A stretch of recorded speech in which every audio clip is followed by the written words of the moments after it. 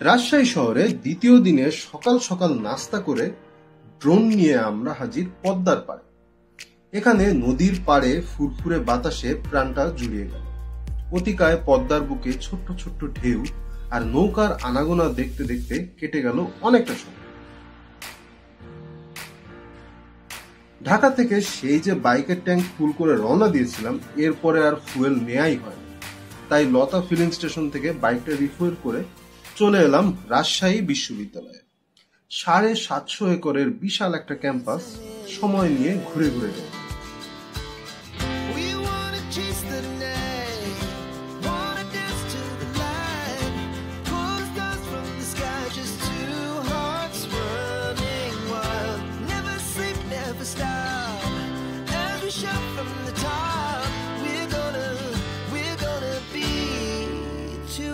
Running wild.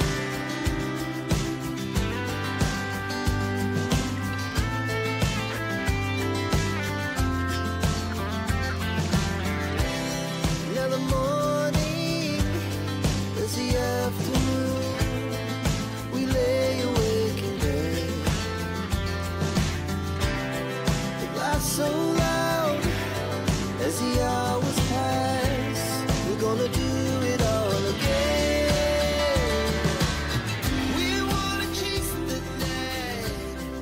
প্রচন্ড গরমে ছেড়ে দেমা কেঁদে বাঁচি অবস্থা। তাই রাজশাহী ক্যাম্পাস থেকে ফেরত আসলাম হোটেলে। পুলের পানিতে নেমে শরীরটা ঠান্ডা করলাম। এরপরে বের হয়ে পড়লাম বাইক নিয়ে, উদ্দেশ্য মরমুড়িয়া বাজার। গ্রামের আঁকাবাঁকা রাস্তা ধরে ছুটে চলছিলাম। রাস্তার পাশের অসাধারণ সবুজ মাঠ দেখে না থেমে পারলাম।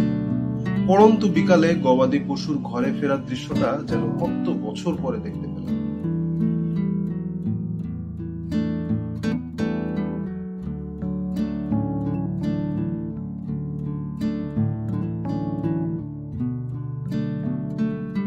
মরমরিয়া বাজারে আমাদের আসল আকর্ষণ হচ্ছে হাঁসের কালাভুনা।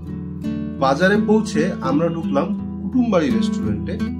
চলে এলো ভাত, ডাল আর হাঁসের কালাভুনা। আমার খাওয়া বেস্ট কালাভুনার মধ্যে এটা একটা। খাওয়া দাওয়া শেষে আমরা রাজশাহী শহরের উদ্দেশ্যে রওনা দিলাম। পথিমধ্যে আমের বাগান দেখে একটু দাঁড়ালাম, ছবি তোলার জন্য পোজ দিলাম।